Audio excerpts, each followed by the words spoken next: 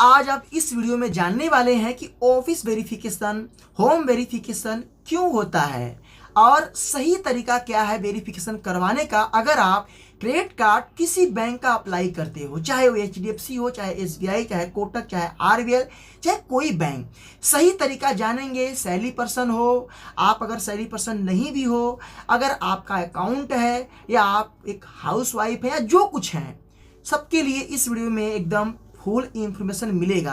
अगर ये वीडियो पूरा आप कंप्लीट देखते हैं तो यकीन मानो आपको पूरा जानकारी मिलेगा इस वीडियो से। तो मेरा आपसे रिक्वेस्ट है कि वीडियो को लाइक करके सपोर्ट कर देना और चैनल पे नए आए हैं तो चैनल को सब्सक्राइब के बेल आइकन को ऑन कर देना। पहले आपको मैं बता दूं वेरिफिकेशन होता क्यों है। दोस्तों, चाहे कोई बैंक हो, वो वेरिफिकेशन तब करता है जब आपके डॉक्यूमेंट, आपने जो बैंक को अपना डॉक्यूमेंट दिया है, बैंक उसे रिव्यू करता है, चेक करता है। बैंक को लगेगा, बैंक को अगर शक होगा तो बैंक वेरिफिकेशन करेगा, कहीं ये कोई एडिटिंग डॉक्यूमेंट तो नहीं है, कहीं जो डॉक्यूमेंट आया है क्या ये पर्सन जॉब करता है कि नहीं करता है। आपने किसी कंपनी का नाम बता दिया तो बैंक अगर शक लगेगा तो बैंक उसको वेरिफिकेशन करेगा।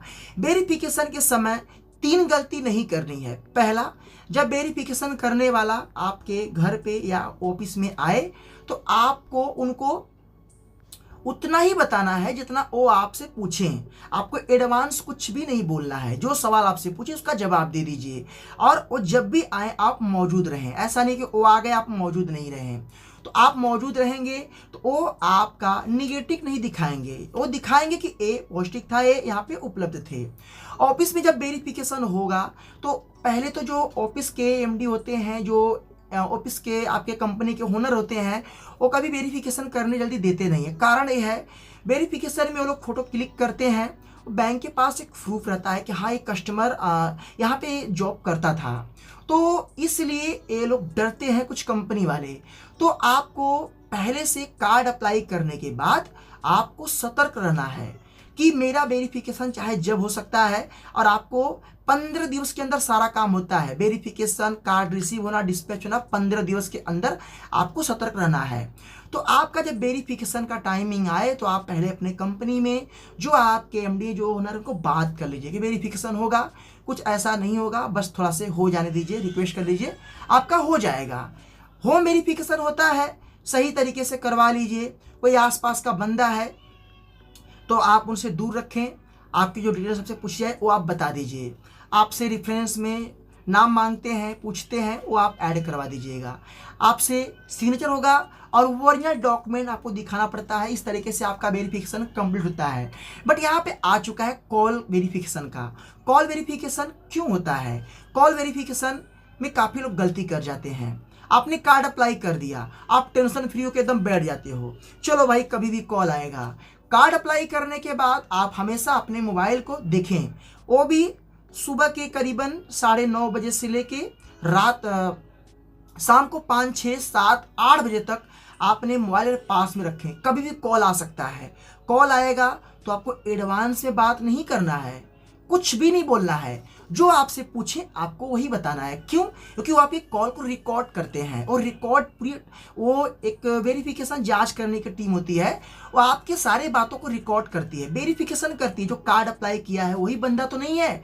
अब आपके पास कॉल आ गया तो आप उनको रामायण या महाभारत सुनाओगे, नहीं मैम मैं इतना कमाता हूँ, नहीं सर मैं इतना ही करता हूँ, वो करता हूँ, ये मत बोलिए। जो पूछे वो आप उसका जवाब दीजिए। कोशिश करके आप एकदम क्लियर, जैसे जहाँ पे नेटवर्क रहे वहाँ पे रहे। तो इस तरीके से वो आपका वेरिफिकेशन करके आपका एक काम होता है। दूसरी चीज़, अगर वेरिफिकेशन आपका हो रहा है तो आपको एक गलती नहीं करनी है कि आपका जो कॉल है वो कटना नहीं चाहिए।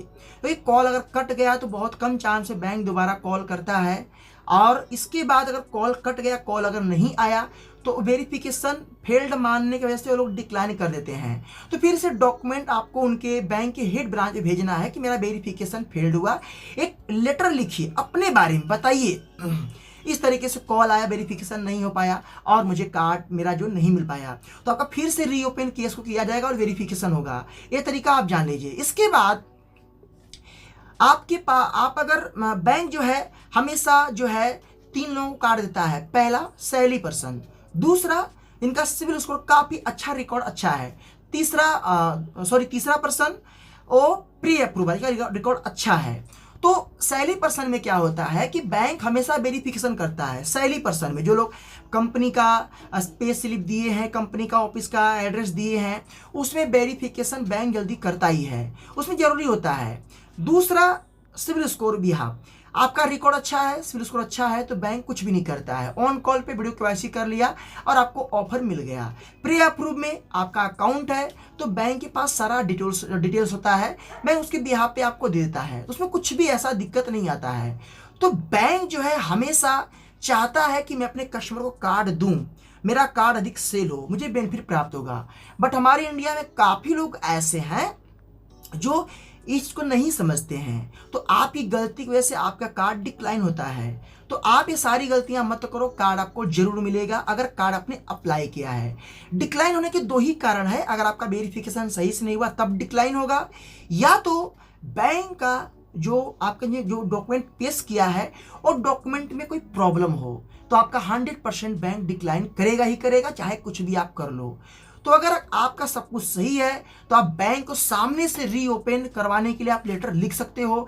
मैं आपको गारंटी देता हूं अगर आप सही हैं, आपका डॉक्यूमेंट सब कुछ सही है, आपके पास इनकम प्रूफ भी है, तो बैंक आपके केस को रीओपन करेगा, क्योंकि बैंक हमेशा जेन्युइन चीज़ों को ध्यान देता है।